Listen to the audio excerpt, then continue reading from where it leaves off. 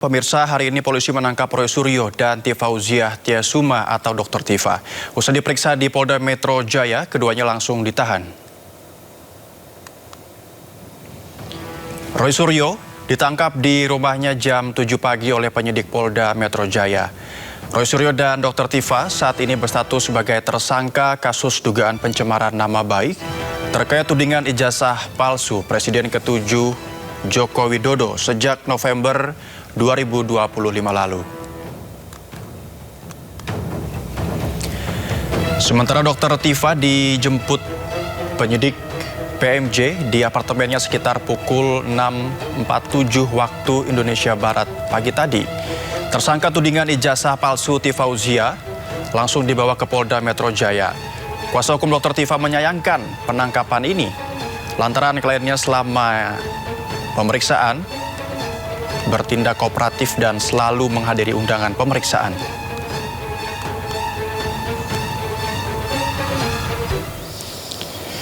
Polemik ijazah Jokowi yang bergulir lama kini membuka babak baru. Mulai dari aduan hingga sejumlah nama yang merubah haluan, serta Roy Suryo dan Dr. Tifa yang hari ini ditahan. Akankah ini menjadi akhir dari perdebatan atau berlanjutnya saling adu pembuktian?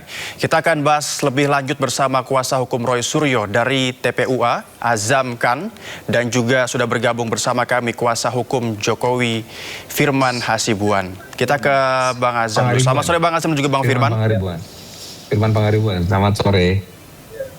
Ya, Assalamualaikum warahmatullahi wabarakatuh. Iya. Waalaikumsalam. Kita ke Bang Azam terlebih dahulu. Bang Azam, ini Mas Roy Suryo dan Dr. Tifa pagi hari ini ditangkap dan langsung diperiksa di Polda Metro Jaya dan baru selesai tadi. Tanggapannya seperti apa, Bang Azam? Ya, ada beberapa hal yang harus saya luruskan ya dalam konteks cara melakukan penyidik itu menangkap dan menahan ya. Yang pertama, tidak ada surat yang pertama itu. Surat itu datang langsung gitu loh ya. Padahal harusnya itu kalau kita mengacu pada KUHP 881 pasal 112, 113 itu setidak-tidaknya surat itu 3 hari sebelum pemanggilan sudah harus diterima. Nah, ini nggak ada sama sekali. Ya, apalagi dikuatkan dengan KUHP baru 20/2025 pasal 100 itu malah ada 5 bagian. Salah satunya tidak lagi penyidik berlaku subjektif. Nah, ini penting untuk diketahui. Jadi harus berlaku yang objektif. Itu salah satunya gitu loh ya. Jadi penyidik itu memanggil harus 2 kali berturut-turut. Nah, yang kedua, kalau tanpa alasan baru dijemput paksa, gitu loh ya. Nah, jadi yang ketiga menghambat polisi kan ada 5 lah itu sampai proses menghalangi pemeriksaan, menghilangkan barang bukti, ya, dikhawatirkan takut lari, itulah salah satunya. Tapi yang paling utama, kalau kita mengacu KUHP lama, karena masih aturannya di KUHP lama 881, 112, 113, itu harusnya pemanggilan itu 3 hari itu sudah harus ada surat.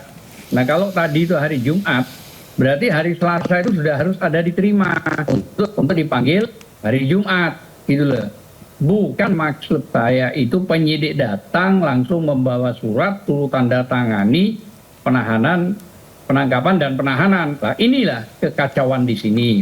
Padahal kalau kita ngacu pada proses yang ada gitu loh ya, yaitu proses pidana KUHP ya.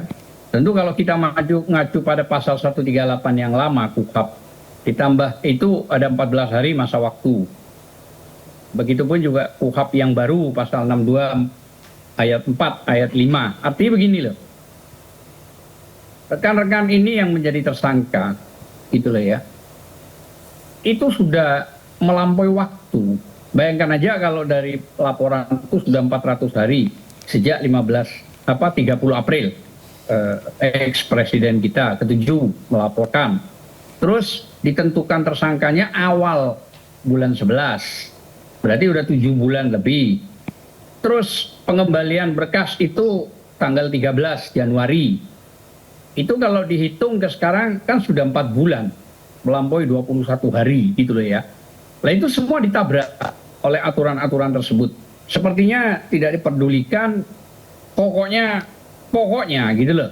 Nah ini maksud saya, kerusakan sistem KUHAP ada dirusak oleh penyidik sendiri. Ditambah lagi pasal 79 ya, sampai 83. Itu ayat 3 atau 4 itu kalau nggak keliru, kalau sudah surat itu dicabut, SP3 katakanlah dari RJ, satu laporan itu harusnya gugur. Nah itu kan penjelasan KUHAP, mau dibantah bagaimana saya nggak ngerti gitu loh. Kalau itu penjelasan KUHAP terus ditabrak semua, wah rusaklah negeri ini. Nah ini yang menjadi masalah dari aturan-aturan yang saya beritahukan sesuai apa yang ada. Kalau bicara Perkap itu Perpol itu kan di bawah undang-undang. Ayolah yang lebih tinggi kita gunakan. Jangan maksud saya itu menggunakan aturan di bawah undang-undang. Nah ini yang menjadi masalah. Kita juga malu sama dunia internasional. Saya pikir memang harus ada ahli-ahli pidana yang bisa bukan cuma sekedar merumuskan, tapi menjelaskan secara konkret apa yang kita jelaskan. Oke, Bang Azam. Sementara itu. Iya, Bang Azam. Kita ke Bang Firman Pangaribuan. Tadi mohon maaf saya salah sebut nama. Bang Firman Pangaribuan, ini kalau misalkan kita lihat tadi pernyataan sebelumnya dari Bang Azam, ini bahwa penyidikan harus bersifat objektif seperti itu. Apakah penangkapan ini sudah termasuk objektif menurut Bang Firman? Baik, terima kasih. Terima kasih, selamat sore semua. Jadi menurut saya memang kan ada kewenangan dari penyidik. Apakah dan seperti apanya, saya pikir itu domain penyidik. Begitu juga penyidik memberikan kesempatan kepada Pak Roy dan Bu Tifa untuk lapor, wajib lapor ya. Karena memang kan secara material kan ada pasal yang di atas dari 5 tahun, seperti itu. Kemudian tadi sampaikan juga hal-hal yang membuat hak subjektif penyidik dalam melakukan tindakannya. Antara lain adalah apakah si tersangka ini mengulangi perbuatannya. Nah, saya tidak mau terlalu jauh masuk ke dalam analisa ini. Karena kenapa? Karena tentu fakta daripada yang kita lihat sekarang adalah penyidik sudah melakukan penangkapan seperti itu. Dan kemudian penahanan. Dan juga tentu ini sudah sangat terbuka hal ini dilakukan. Dan tentu ini dilakukan juga oleh pengawasan, baik internal maupun eksternal daripada penyidik. Jadi beberapa saat yang lalu ya, kita juga sudah mendengar bahwa penyidik mengatakan kejaksaan sudah menyatakan tidak ada lagi yang perlu dilengkapi atas berkas Pak Roy dan Bu Tifa.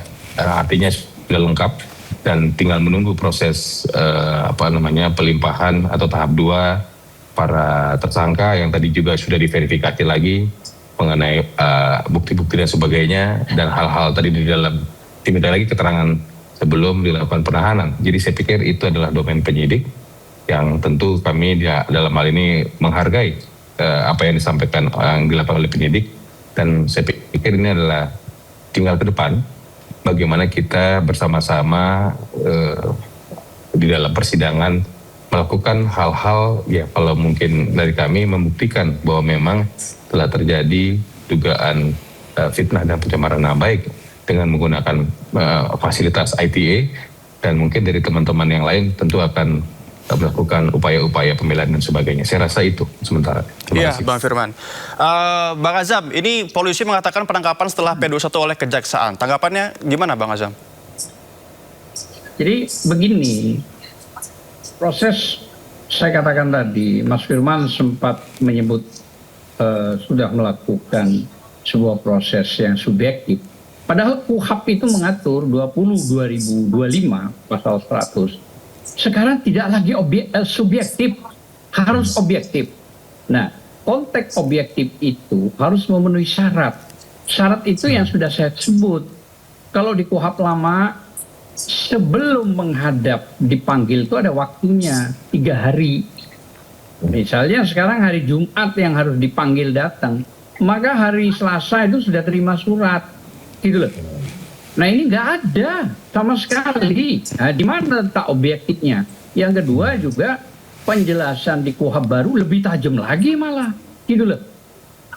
Jadi saya bingung cara berpikir begini ini.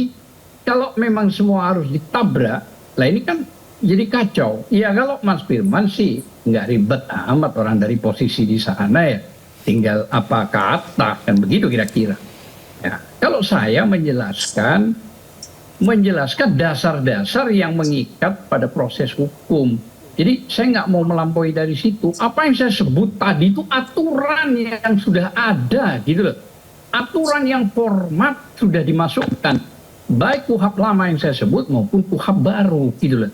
Jadi ini yang menjadi trouble kadang-kadang kepada kita gitu loh. Makanya tadi memang Mas Roy itu tidak mau menandatangani penahanan penangkapan gitu loh. Karena dianggap memang tidak sesuai gitu loh. Walaupun iya pihak penyidik tidak memperdulikan itu gitu loh ya. Tapi yang pantas dong, ini kan soal manusiawi. Saya hanya khawatir gitu loh ya. Namanya khawatir boleh. Tekanan dari ex-presiden ini cukup dahsyat. Ya namanya khawatir kan boleh gitu loh ya. Tapi fakta itu yang kita lihat memang tidak proseduralnya penyidik, tidak mengirimkan surat, seharusnya dikirim dulu 3 hari, kalau tidak datang dikirim lagi 1 kali surat itu. Nah, sesuai penjelasan di KUHP 20 tahun 2025, pasalnya 100, itu sudah jelas. Kalau sudah 2 kali dipanggil tidak hadir, maka penyidik itu berturut-turut ya punya alasan jemput gitu loh ya. Nah itu benar gitu loh. Tapi kalau memang tidak ada sama sekali surat, di mana letak benarnya? Coba saya berikan konstruksi hukum yang benar gitu loh. Maksud saya jangan proses yang pokoknya ya nah karena begini, berikan edukasi hukum itu yang jelas kepada publik supaya tidak menabrak. Nah kalau semua aturan ini ditabrak yang sudah ada, waduh, saya bilang ini hukum apa yang dipakai? Ini kan hukum rimba namanya yang dipakai. Artinya kalau misalnya bersakwa sangka, tekanan, pesanan, pokoknya, lah ini kan repot gitu loh ya. Padahal kan poin yang dilaporkan ini hanya 310, 311 kalau apa perkara pasal yang lama gitu loh ya. Dan sama dengan perkara pasal yang baru gitu loh ya. Dan yang terpaling penting, barang itu belum bisa kita jawab barang itu asli. Baik. Yaitu namanya ijazah. Hanya orang diperlihatkan waktu gelar, hanya melihat. Oke, Bang Azam. Bang Azam, Bang Firman, ini kita dengarkan dulu pernyataan dari kuasa hukum Roy Suryo dan Dr. Tifa, Refli Harun saat berada di Polda Metro Jaya siang tadi. Baik. Kalau ditangkap dan ditahan. Tapi ini kan hal yang terkait sesuatu yang debatable. Masih berdebat kita. Apakah yang dilakukan Mas Roy dan Dr. Tifa itu adalah benar pencemaran nama baik, benar fitnah? Bagaimana kalau memang ijazah itu memang benar-benar tidak ada, seperti yang dikatakan Bonatua Silalahi, atau ijazah itu memang benar-benar palsu? Apalagi kemudian tim pemburu ijazah palsu itu sudah melaporkan beberapa pihak yang diduga juga terlibat dalam proses pembuatan. Jadi ini kan dalam proses pembuktian yang belum tentu klien kami salah, ya kan? Bahkan kalau saya sebagai lawyernya mengatakan klien kami sama sekali tidak salah, dan kami yakin bahwa memang betul yang namanya 99,9 ijazah itu palsu. Nah, karena itu sekali lagi kami protes keras terhadap penangkapan dan penahanan ini, apalagi dilakukan ketika Dr. Tifa hendak ujian disertasinya, seminar hasil. Pukul 8 dia mau ujian, pukul 7 dia ditangkap. Padahal dia mau pergi ke suatu tempat untuk ujian tersebut. Kalau Mas Roy gimana penangkapannya? Katanya subuh. Mas Roy itu lebih tragis lagi. Pukul 12:30 saya baru berpisah dengan Mas Roy. 12:30 atau jam 1 malam dini hari, karena kami ada acara di Bandung. Ya. Oke, kami ada acara di Bandung. Dan kemudian setelah itu pisah kita. Dan Mas Roy bercerita kepada saya, tadi saya temui di Subdit Kamnek, di ruang Subdit Kamnek. Dia mengatakan tidak sempat apa-apa. Untung masih sempat sholat subuh. Ya. Jadi belum mandi. Ya, ini kita ke Bang Firman. Bang Firman, ini ada informasi yang mengatakan bahwa nantinya Pak Joko Widodo akan hadir langsung di persidangan nanti. Ini benar nggak Bang Firman? Ya, jadi sebagaimana yang disampaikan sama Bapak Jokowi beberapa kali pada kami maupun di media, pada awak media, Bapak akan hadir di dalam persidangan. Tentu hadirnya dengan undangan daripada majelis hakim untuk dihadirkan dalam sidang nanti. Dan tentu seperti yang Bapak sampaikan, Bapak akan menunjukkan ijazah Bapak tidak hanya S1, ijazah dari SD, SMP, SMA juga akan ditunjukkan. Demikian, sementara. Iya, Bang Firman. Dan tadi juga kalau misalkan kita lihat ini penangkapan dari Mas Roy Suryo dan juga Dr. Tifa dibilangnya cukup tragis seperti itu. Ini Bang Firman melihat ini tadi Bang Azam juga sempat bilang bahwa penangkapan tidak objektif seperti itu. Ada beberapa hal yang dilupakan seperti itu. Dari Bang Firman sendiri, seperti apa tanggapannya? Jadi kalau kita lihat kan persoalan ini kan sebenarnya persoalan sederhana. Tapi kan hal ini kan terus-menerus digaungkan. Tadi kita dengar ya, tadi disampaikan sebelum saya tadi sampaikan ini kan disajikan tuh tadi berita kan. Sampaikan belum tentu benar dan sebagainya. Dan juga persangkaan-persangkaan yang terus-menerus disiarkan seperti itu. Jadi saya tidak mau masuk ke dalam teknik kepada penyidik melakukan apa yang dilakukan karena itu mereka memiliki kewenangan.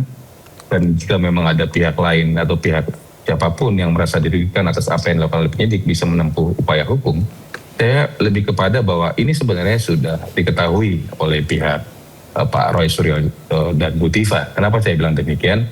Karena tentu juga didengar oleh kita beberapa saat lalu dari penyidik Polda Metro Jaya juga sudah menyampaikan bahwa sudah tidak ada lagi diperlukan dilengkapinya berkas-berkas oleh penyidik yang disampaikan oleh kejaksaan, artinya tinggal menunggu. Dan inilah mungkin proses dan tentu ada pemahaman atau ada hal-hal yang dipertimbangkan oleh pihak penyidik.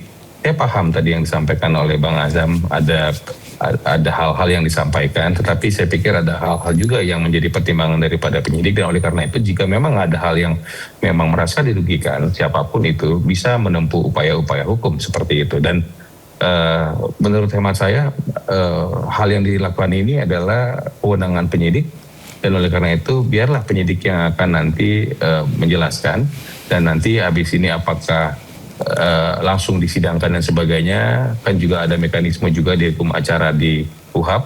Nanti kita lihat nanti berikut ini apakah dilimpahkan langsung kepada pihak kejaksaan dan sebagainya. Saya rasa demikian.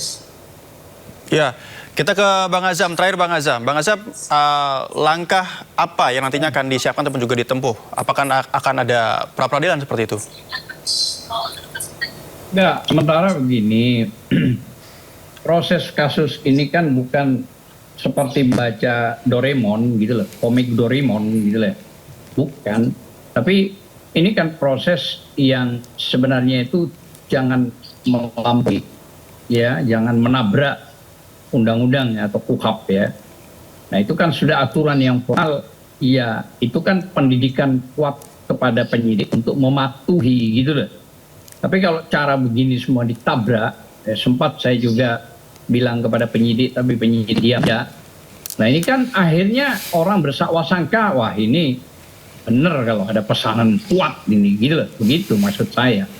Nah kalau langkah, tentu dengan waktu yang singkat ini, saya buka saja, hari Senin tanggal 22, itu sudah harus dikirim ke kejaksaan, sudah mencapai tahap 2, gitu loh ya. Nah, makanya saya bilang dari tahap 1 ke tahap 2 untuk melengkapi itu harus melalui proses aturan KUHAP, gitu loh maksud saya. Jangan KUHAP ini dilangkai seenaknya sendiri gitu loh. Itu maksud saya. Nah, saya tantang untuk berbicara dasar gitu loh ya. Tapi diam mereka ini, bahkan tidak manusiawinya. Mau ngambil obat aja nggak boleh, ya kan? Mau nunggu sebentar ngopi juga jangan. Mau mandi juga nggak boleh. Ini macam apa begini ini, gitu loh maksud saya. Ayo dong, manusiawilah, gitu loh maksud saya. Jangan begitu caranya. Toh nggak kemana-mana juga. Masa memberikan waktu setengah jam aja nggak bisa? Mandi, ngopi, pasang baju, pakai parfum, ya. Kalaupun mau sholat duha, terus berangkat. Jangan dong terus orang itu dianggap kayak main beli kambing aja. Begitu cocok ambil gitu loh. Nggak boleh begitu itu. Jadi kembali lagi tanggal 22 Senin. Nah harusnya ketemu, kalau Polda ketemu Kejati, ini malah sekarang digiring ke Kejaksaan Jakarta Selatan. Nah ini juga kadang-kadang saya bingung gitu loh. Kenapa kok ditaruh pada yang rendah? Harusnya sejajar. Kalau Polda itu ketemunya Kejaksaan Tinggi. Kalau Mabes, Jaksa Agung. Kalau Polres itu Kejaksaan Negeri. Jangan dari Polda turun ke Kejaksaan Negeri. Ini ada apa model-model begini gitu loh ya. Tapi kami memahami, nggak apa-apa gitu loh ya. Kami memahami dengan cara begini. Ini sudah tidak berlaku lagi. KUHP yang sudah ditetapkan 100 itu tidak lagi subjektif, tapi harus objektif. Apakah ini bentuk objektif? Enggak sama sekali, saya katakan. Ini pemaksaan kalau saya anggap ini. Iya. Dengan melampaui pasal-pasal yang tersebut. Saya kira itu, Pak. Oke, baik. Terima kasih Bang Azamkan, Terima kasih. selaku kuasa hukum dari Terima kasih, Roy Mas Suryo Firman. di TPUA, Terima dan kasih, juga Bang Bang Azam. Firman Pangaribuan, selaku kuasa hukum Terima Jokowi. kasih. Terima kasih Assalamualaikum. Bapak atas Ya. waktunya sore hari Ya. ini.